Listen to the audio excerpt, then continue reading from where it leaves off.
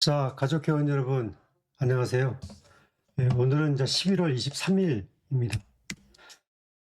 한 주간의 그 지난 시장, 국내 시장이 굉장히 변동성이 컸고, 또 포트폴리오 내에서 여러 가지 이제 변화가 좀 있었습니다. 그래서 한 주간의 이슈를 좀 정리해보고, 이쯤 돼서, 포트폴리오를 좀 냉정하게 어떻게 봐야 될 것인가, 종목별로 대응을 어떻게 해야 될 것인가, 그리고 현재 그 전진 섹터, 뭐 반도체, 조선, 방산, 2차 전지 섹터, 이 섹터의 흐름을 좀 잠깐 살펴보고, 어, 우리가 이제 어떤 마인드로 투자 전략을 세울 것인가에 대해서 한번 정리를 해보겠습니다. 참고로 제가 이제 그 최근에 이 책을 다시 긴급하게 한번 사서 좀 보고 있습니다. 이 책은 눈덩이 주식 투자법이라는 책입니다. 이 책은 그 서준식이란 사람이 썼고요. 신한 그 파리바 자산운용에서 30조 원 정도를 투자하셨던 분인데, 이분은 지금 이제 현직에서는 은퇴를 하셨고, 이 책은 2012년도에 쓰셨던 책입니다. 근데 이 책을 보면서 저도 그 어떤 방법으로 투자를 하는 게 가장 좋은가를 다시 한번 또 자꾸 사람이 흐트러지니까 그 내용을 좀 살펴보게 되고요. 또 이분의 그 내용들을 제가 계속 정리하면서 여러분들한테 코멘트를 드리도록 하겠습니다. 이분의 내용을 보면 100세 시대에 부자가 되기 위한 조건은 차곡차곡 가야 된다. 100세 시대 결국은 가치 투자의 방법으로 가야 많은 리스크가 있지만 그 리스크를 이겨내가면서 수익을 이렇게 꾸준하게 우상향할 수 있는 그런 사이클로 갈 수 있다. 그 내용을 쓰셨고, 본인도 한때 기술적 분석도 한번 빠져봤고, 결국 큰 돈을 잃게 되어서 채권으로 가서 채권 쪽에 있으면서 채권의 원리가 이른바 복리의 효과, 그리고 금리의 효과, 그런 거에 따라서 꾸준한 우상향, 그런 것에 눈을 뜨게 되면서 주식에도 가치 투자에 대한 채권형이 결합된 가치 투자로 전략을 잡아야 안정되게 수익을 낼 수 있다. 그런 내용들을 쭉 자기 경험담과 또 본인이 공부했던 내용들을 잘 정리를 한 책입니다. 그래서 그 책을 제가 다시 한번 절판됐습니다, 지금은. 한 13년 전에 나온 책이기 때문에 절판이 됐는데, 그 책을 제가 이제 이번 주죠. 지난주에 사가지고 다시 한번 보고 있는데, 보면 볼수록 또 제가 알았던 것도 잊었던 것들도 다시 한번 좀 되뇌어주는 그런 장점이 있는 것 같습니다. 이 부분은 제가 이제 공부를 계속 좀 더 복습을 하면서 회원님들과 같이 공감하도록 하겠습니다. 지난주 시장 잠깐 좀 정리를 해보면 종합지수가 한 주간에 160포인트 하락했죠. 그리고 이제 다우 지수가 지난 주말에 반등을 했고, 나스닥도 반등을 했지만 다우보다는 폭은 작았다. 하지만 일시적 하락의 멈춤의 의미가 있다. 그렇게 볼 수가 있고요.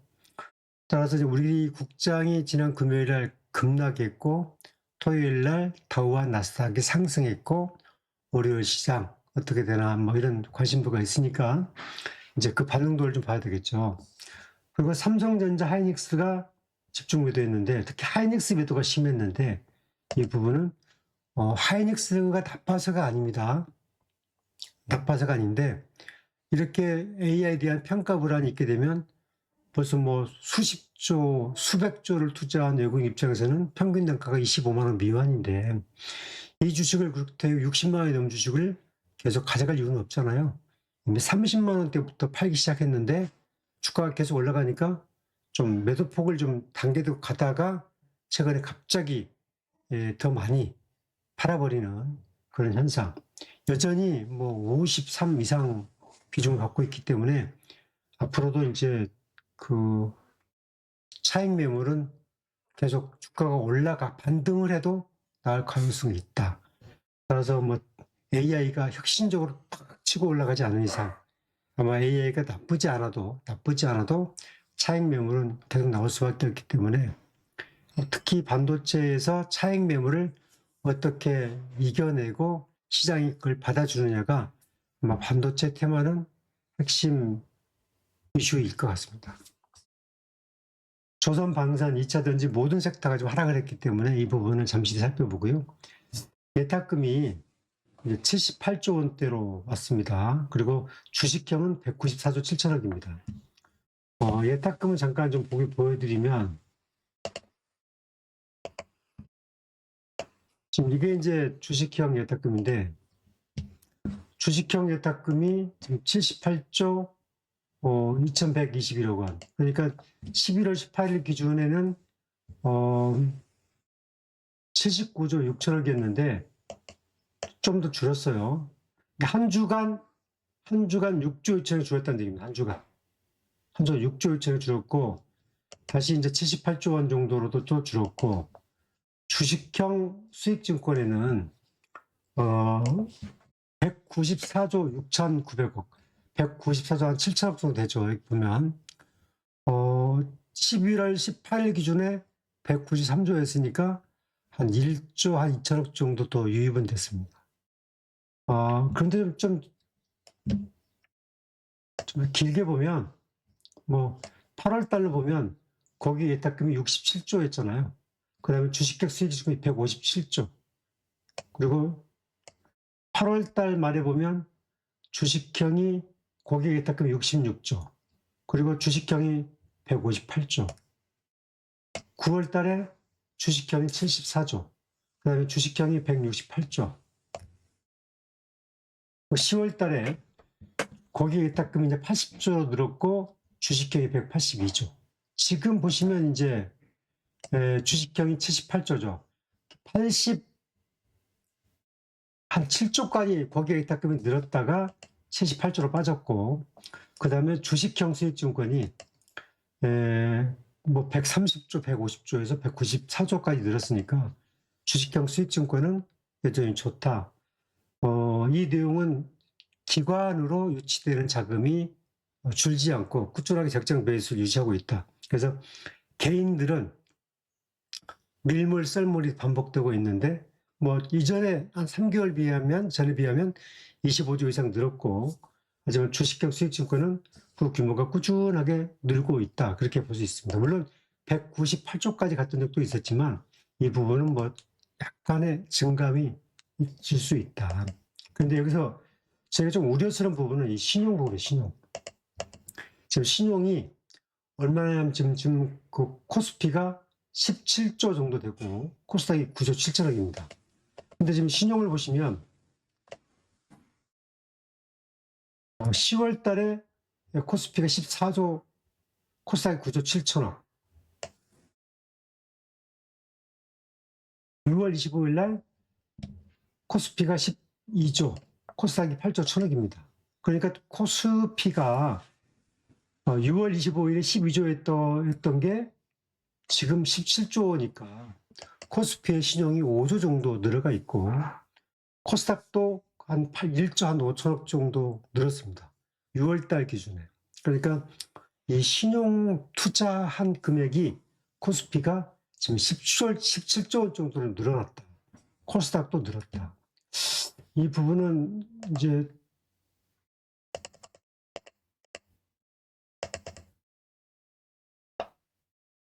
자, 2월 1일 기준, 올해 2월 1일 기준으로 코스피가 신용이 9조 7천억이었고 코스닥이 7조였는데 지금은 이제 아까 17조 원대로 갔으니까 굉장히 신용 매물이 많이 늘어난 상태잖아요. 그래서 이 부분은 상당히 좀 부담 요인이 좀 되고 있다. 바꿔 말하면 지수가 이렇게 계속 추락하게 되면 이 신용 매물이 이제 떠고 나오게 되면 시장이 좀 압박감이 되죠. 그러니까 이제 지금은 주식형 자금이 194조 원도 늘어났기 때문에 신용은 한 7조 정도 늘어났기 때문에 신용이 그렇게 뭐 들어오는 돈에 비해서 신용이 는 건 아닌데 이 신용 물량 자체가 시장이 약간 조정이 길어지고 종목별로 많이 좀 등락이 있게 되면 신용 매물이 조금 이렇게 계속 시장의 부담 요인이 될 수 있다. 사실 그 외국인이 11월 달에 하이닉스를 한 12조 원 이상, 13조 원가량 팔았기 때문에 뭐 신용 매물이 1월 달에 비해서 7조 늘었다고 그래서 코스피가 나는 그렇게 우려가 된다고 생각하지 않습니다. 왜냐하면 하이닉스 하나로도 외국인이 12조, 13조를 팔았잖아요.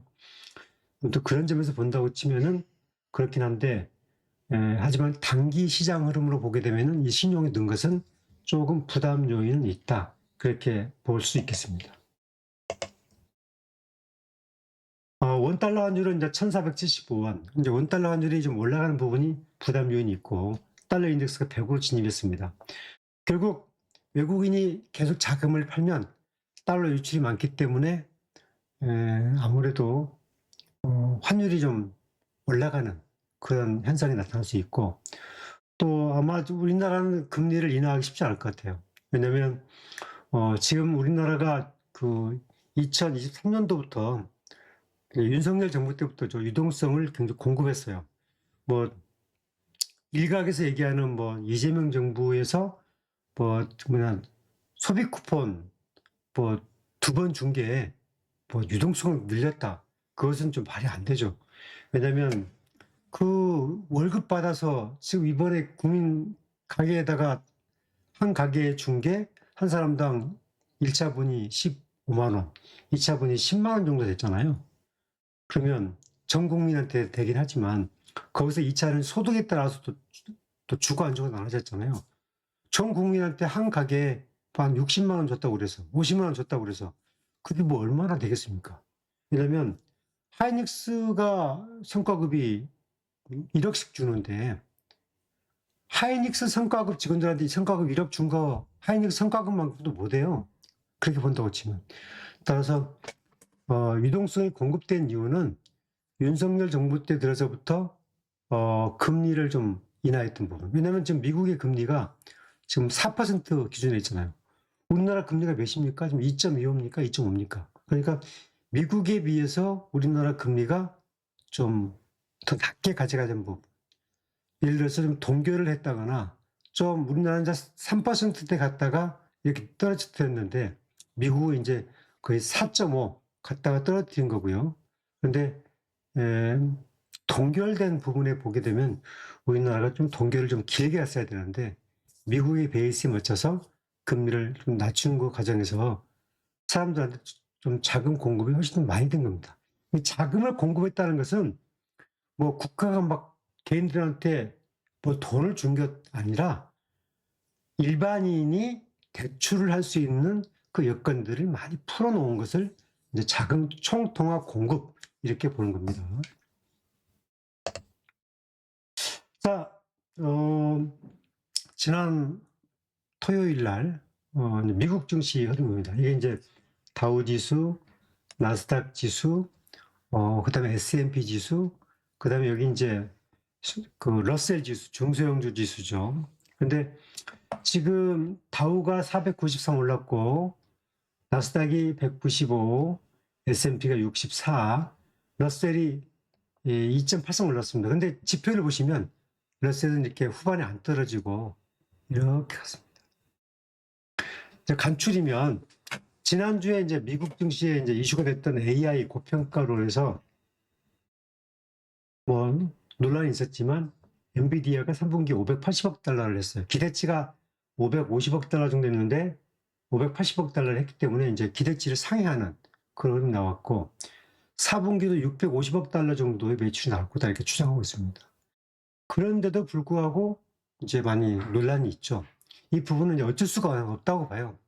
결국은 실적 베이스는 두 번째 치고 AI에 대한 투자는 이 서비스에 대한 산업의 트렌드에 반하기 때문에 계속될 수밖에 없을 거다. 저는 그런 생각을 가지고 있고 또 이 4분기 지표가 긍정적으로 나왔기 때문에 이 흐름도 저는 긍정적으로 보고 있습니다. 결국 시간이 지나면 시장에서 턴하고 투자 심리가 안정되는 시점, 그때 다우와 나스닥의 가격이 하락 포인트가 어디까지냐 그걸 잘 보는데 지금 나왔다는 얘기는 고점 대비 최대 15, 적게는 10%인데 거의 다 왔다 갔거든요. 그래서 지난 토요일 날 반등이 10%대에서 반등인지 아니면 한 번 더 출랑해서 15%까지 떨어질지 그 흐름은 봐야 되는 흐름이죠. 12월 금리 인하가 이제 논란이 있었는데 동결해서 다시 인하해야 된다 의견이 이제 부상하면서 토요일날 증시가 올랐단 말이죠. 그래서 결국은 이 금리 흐름이 지금은 이제 미국 지수의 안정이냐 반등이냐를 결정짓는다 이렇게 보고 있고요. 빅테크가 이제 횡보하고 러셀 지수가 상승하고 제약 바이오가 강세를 보였던 부분은 미국에서도 이제 그동안 러셀은 소외됐어요. 중소형주. 국장도 그렇죠. 그런데 이 중소형주 그리고 제약 바이오가 강하게 올랐던 부분들은 상당 부분에 시장의 에너지가 변화가 있었다 이렇게 봐야 되는 거고요. 이제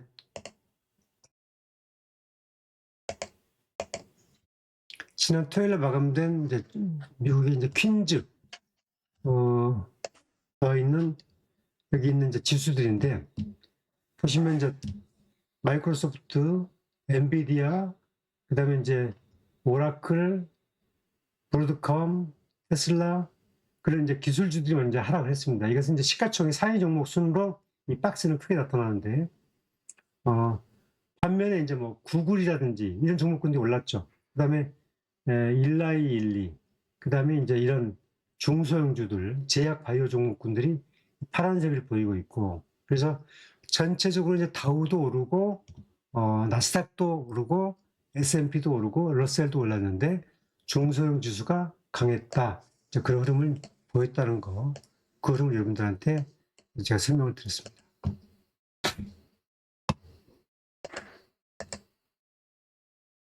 이제 지금 이제 그 가족 회원들한테 저희들이 이제 핵심 5종목을 제가 이제 제시를 했죠.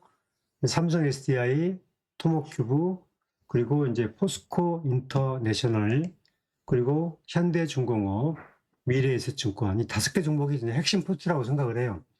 그래서 지금 이 부분들에 대한 종목군들을 조금 내용 설명을 좀 드리겠습니다. 제가 이제 제 그 내용을 보시면 삼성 SDI가 이제 최근에 이렇게 이제 올라왔던 흐름, 강하게 반등했던 흐름이 있었죠.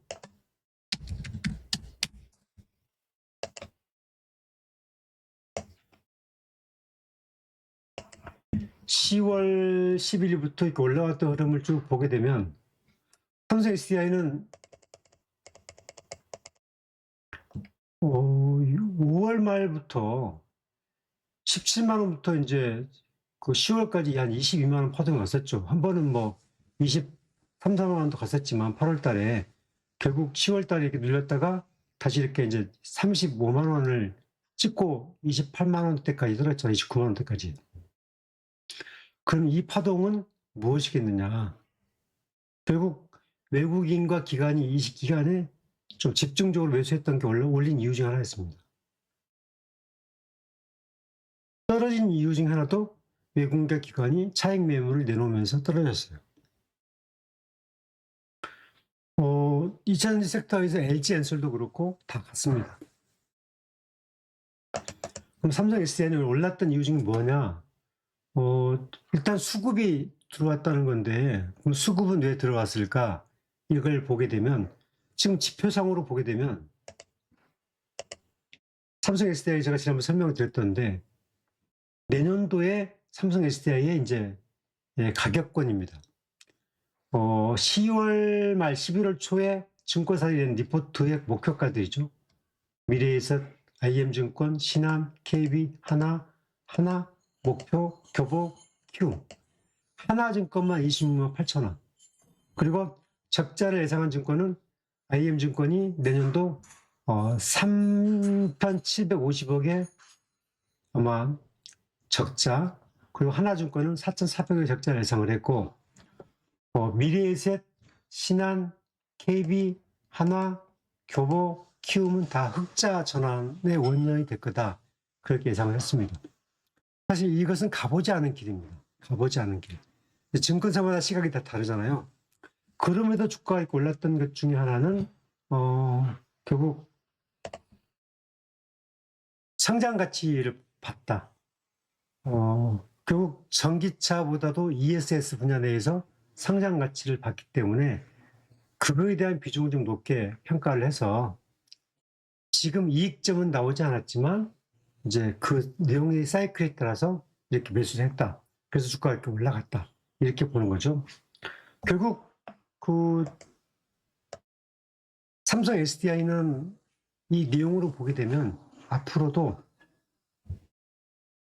주가의 흐름으로 보면 이게 지금 이제 일봉으로 보게 되면 21선이 단기에 실적과 기대감이 관여하는 지표였다고 하면 모든 지표를 한 번에 다 돌파를 시켜버렸잖아요. 그죠? 근데 지금 이렇게 21선을 하향하고 61선을 맞닿는다고 본다고 치면 이게 이제 어디선에 이게 전환이 될 거냐를 본다고 치면은 뭐 예측하기는 좀 어렵습니다. 왜냐하면 수급에 따라 달라지니까. 제가 연말에 원래는 삼성 SDI 목표가는 23만 원이었습니다.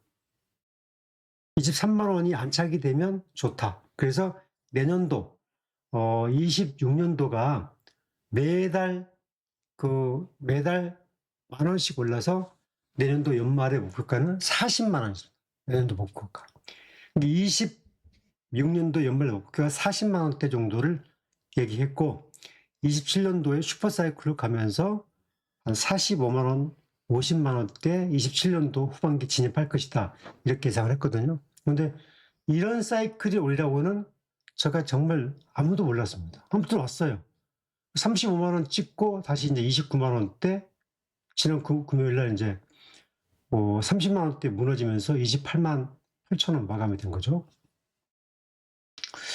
지금 이제 연말 기대치가 저는 이제 23만 원이었는데 제 개인적 기대치는 연말 12월 달까지 이 32만 원 정도의 안착을 저는 희망합니다. 근데 안착이 안 돼서 한 26만 원대 안착이 되었다. 그럼 어떻게 되느냐? 전략은 달라지지 않는다는 거죠. 전혀 달라지지 않는다. 제가 그 흐름을 얘기하냐면은 이 가치 투자를 한다는 것. 제가 이제 아까도 설명드렸지만 제가 왜냐하면 이 책을 다시 본 이유 중 하나는 그 내가 보고 있는 이 가치 투자의 전략 방향이 맞은 건가? 그걸 보는 거예요.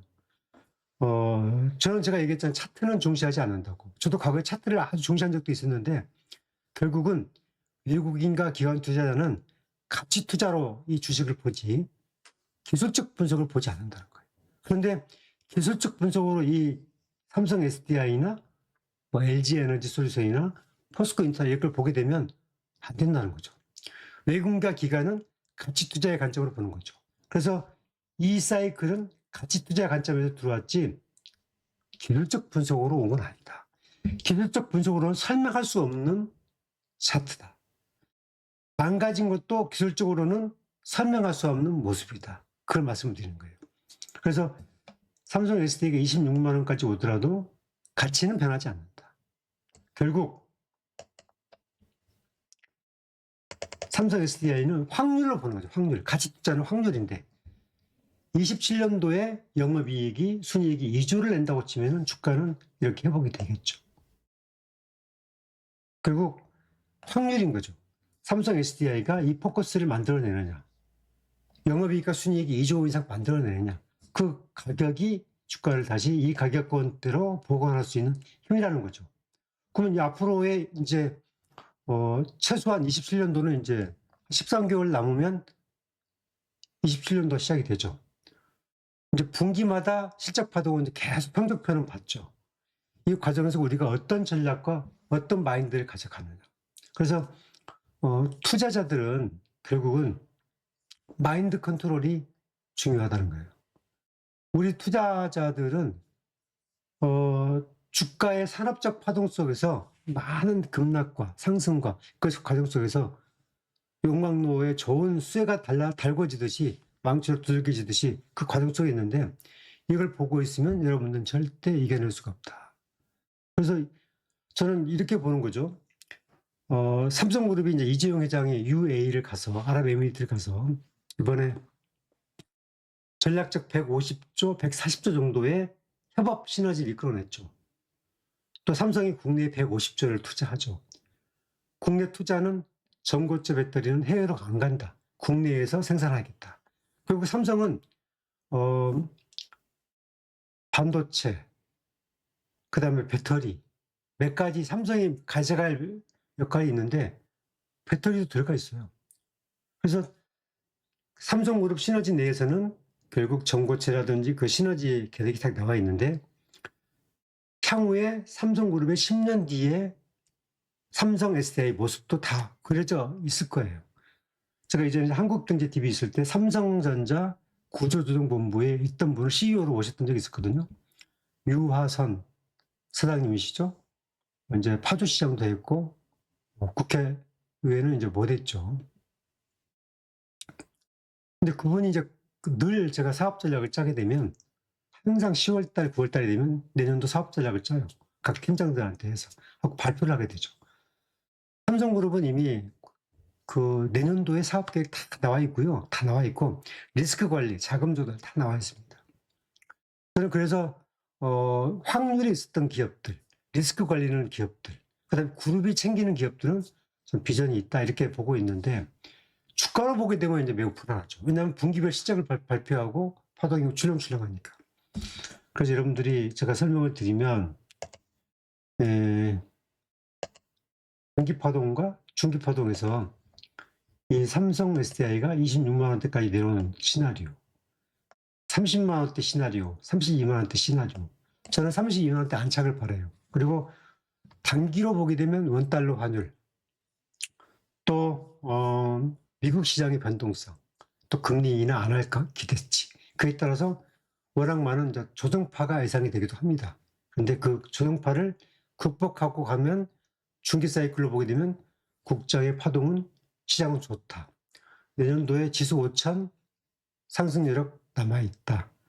그래서 올해 국장이 지금 3,850선에 이제 왔는데 4,220 갔다가 종합지수 파동으로 보게 되면 종합지수 파동은 3,600까지 갈 수도 있어요.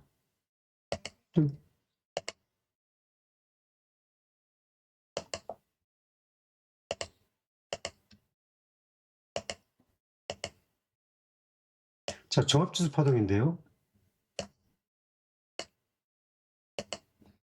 이게 지금 이제 일봉에서 21선은 똑같이 빠져서 무너졌죠. 이게 보시면 아까 삼성 SDI 주가랑 비슷하잖아요. 대형주니까 다 비슷해요. 그런데 이게 일봉으로 보면 이제 61선이 한 3,600선이에요. 결국 3,600선까지 내려와야 분기별 트렌드가 달라지는 그 흐름을 볼 수 있기 때문에 종합지수 여기까지 내려올 수도 있죠.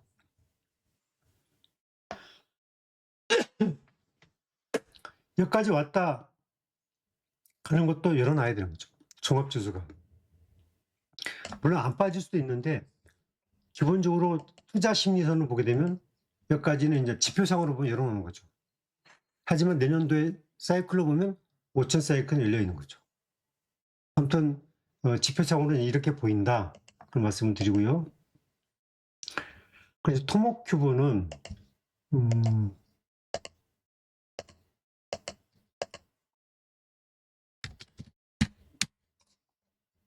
지금 42,000원 마감했죠. 그리고 이제 주가 차동으로 보면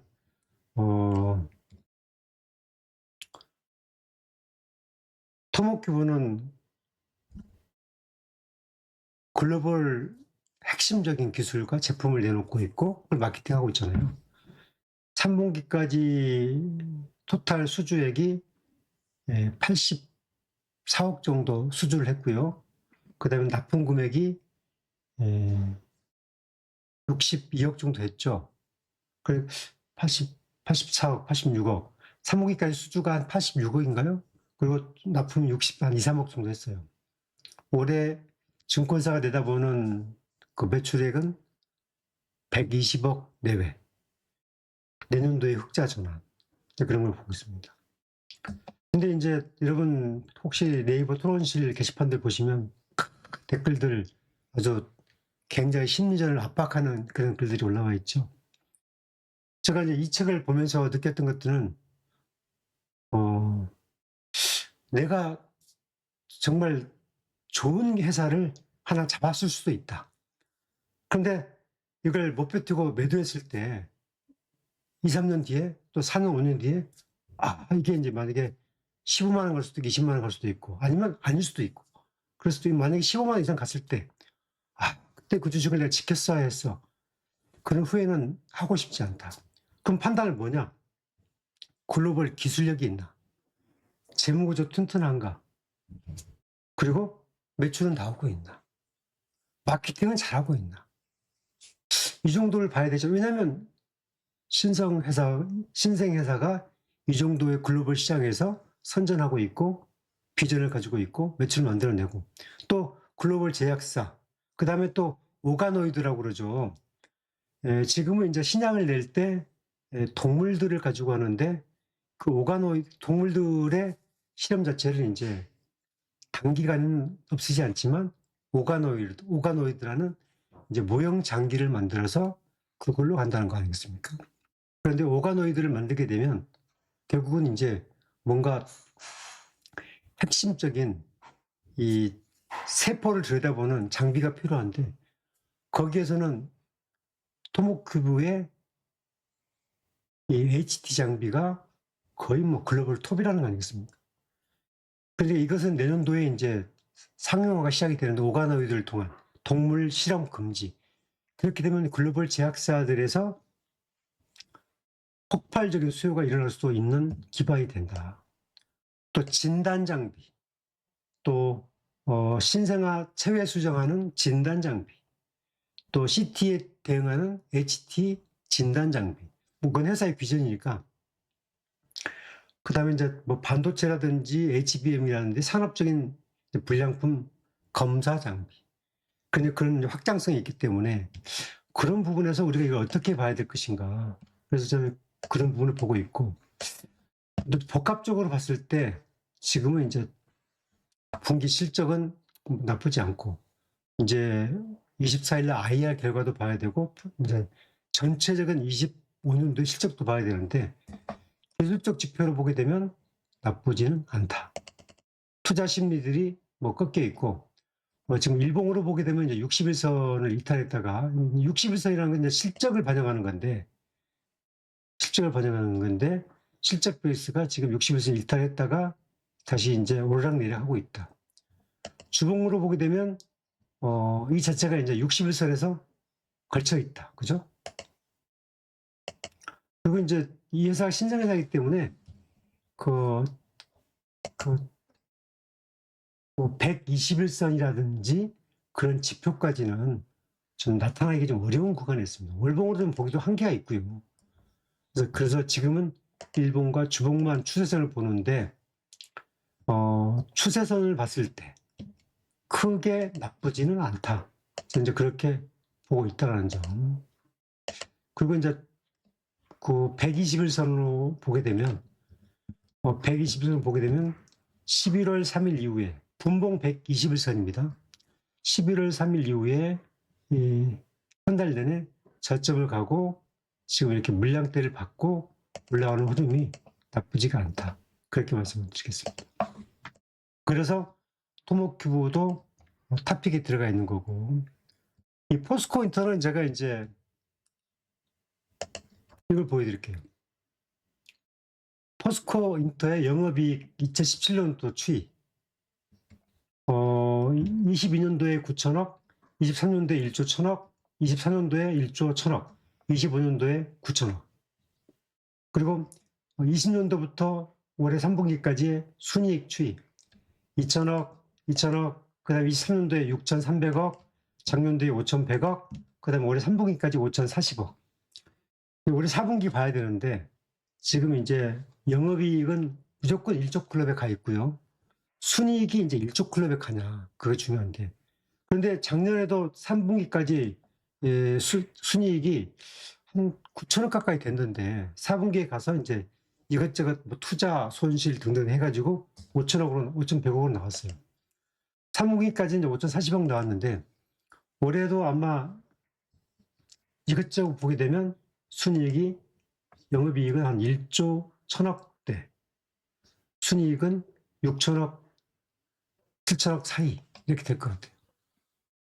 결국 그 포스코인터 주가는 지금 52,800원 꾸준하게 사고 있는 이 흐름. 외국인도 사고 기관도 사고 있어요. 전환시켜서. 주가의 패턴이 나쁘지가 않아요. 그래서 포스코인터를 저는 이제 탑픽에 또 다시 꽂고 있습니다. 다시 부상됐어요. 그래서 왜 이전엔 탑픽에서 내렸다가 다시 올렸냐? 주식은 이제 그 주가의 현 수준과 테마와 그 다음에 26년도 산업의 전망, 그 다음에 영업 단위의 변화, 그런 게 따라 달라지잖아요. 예를 들어서 그 현대 로템이라는 회사가 영업이익이 얼마입니까? 한 1조 클럽에 있죠. 현대 로템이.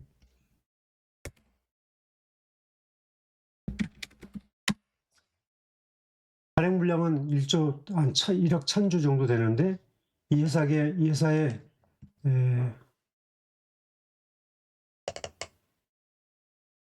실적을 보시면 3분기까지 순이익이 5,400억입니다.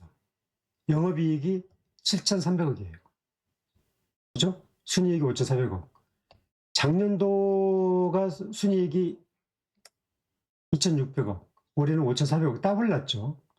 그런데 이제 영업이익이 올해 아무리 해봐야 한 1조 정도 될 것 같고, 순이익은 다 해봐야 한 7천억? 7,500억 예상이 됩니다. 발행 물량은 1억 1,000만 주. 포스코인터는 발행 물량은 1억 7,500만 주. 일단 영업이익은 포스코인터는 올해도 지금 9천억 돼 있죠. 3년 연속 이제 1조 1,000억 클럽에 이상 갈 것 같고, 순이익도 이제 영업이익에 한 70% 이상 나오면 8천억 이상 나와야 되는데, 이것저것 투자 금액이 있다 보니까 감가상각 빼고 나면은 6천억, 5천억 왔다 갔다 하고 있고, 올해도 한 6천억, 7천억 왔다 갔다 할 것 같아요. 그런데 이제 이 투자 규모가 2년, 3년 가다 보면 그게 이제 감가가 까지기 시작해서 이게 폭증하는 시기 올 겁니다. 또 이제 에너지가 지금 계속 달라지고 있죠. 석유가 계속 오르고 있죠. 에너지 흐름이 앞으로 이제 계속 상승 파동이 나올 거라는 그런 사이클이 있고, 그 다음에 이제 포스코인터는 이제 LNG를 기반으로 미얀마하고 호주에 이제 가스를 개발해서 그렇게 하고 있는데, 이 흐름으로 보면 매우 긍정적이라는 거예요. 그래서 저희가 이 흐름을 봤을 때 포스코인터 가치를 높게 본다. 그래서 토픽에 이 종목을 좀 높게 올렸다. 그럼 설명을 드리고 좋습니다. 그리고 이제 현대중공업, 미래에셋증권 다 포함됩니다.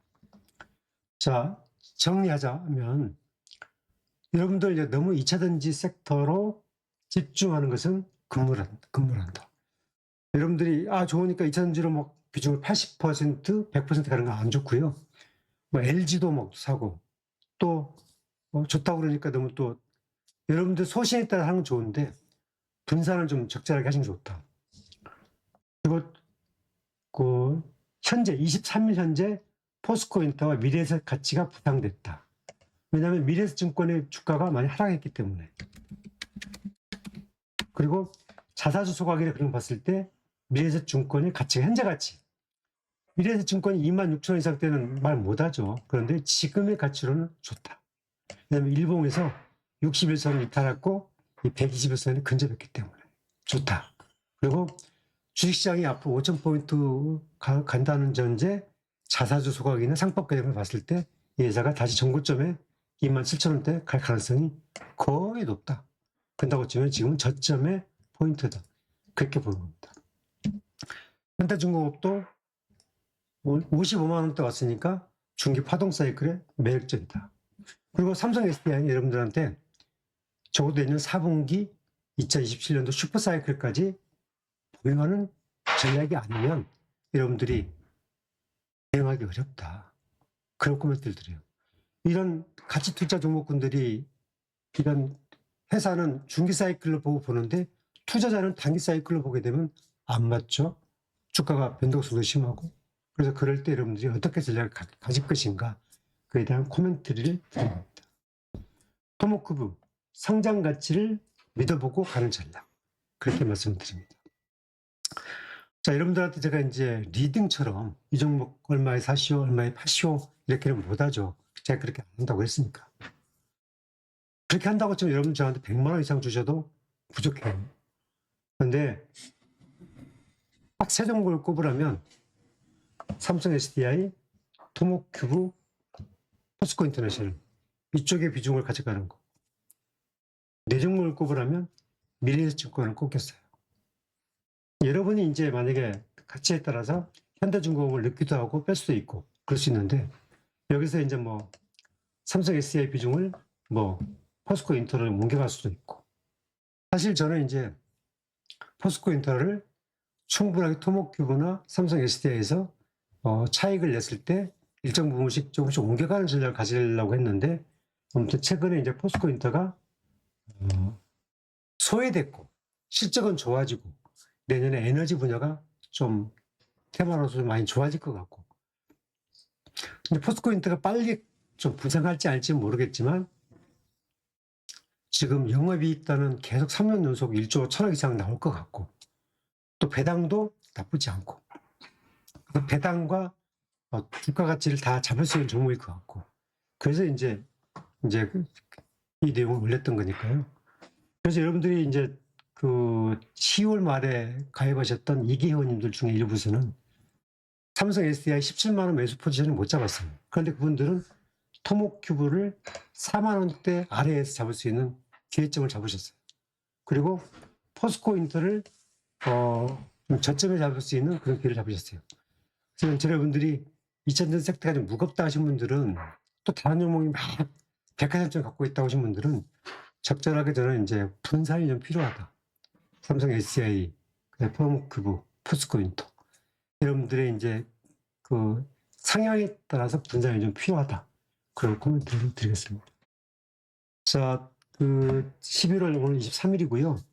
그런 전략을 드렸기 때문에 여러분들이 아무튼 삼성 SDI의 하락, 이 흐름을 어떻게 볼 것인가 이것들 코멘트를 드렸습니다.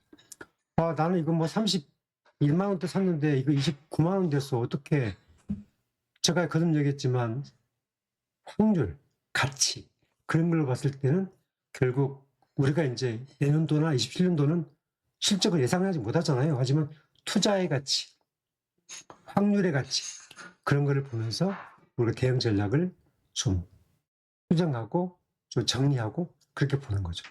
그런 면에서 이제 이른바 가족회원제가 이제 유지되는 그 이유기도 하고요.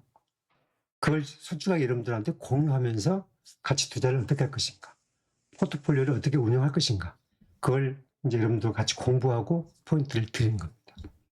자, 아무튼 여러분들 이제 11월 23일 날 전략을 드렸기 때문에 좀 잘 참고하시고 그리고 이제 오늘 밤에는 밤 10시에 또 라이브를 통해서 전체적인 흐름을 다시 한번 설명을 드릴까 합니다. 그때는 이제 저 개별주, 토모큐브 같은 종목군들은 얘기하지 않습니다. 왜냐하면 개별주기 때문에 이 부분은 이제 제가 유튜브에서 옮기는 게 바람직하지 않다. 이런 생각을 가지고 있다는 거 여기까지만 설명을 드리겠습니다. 자, 여러분 고맙습니다.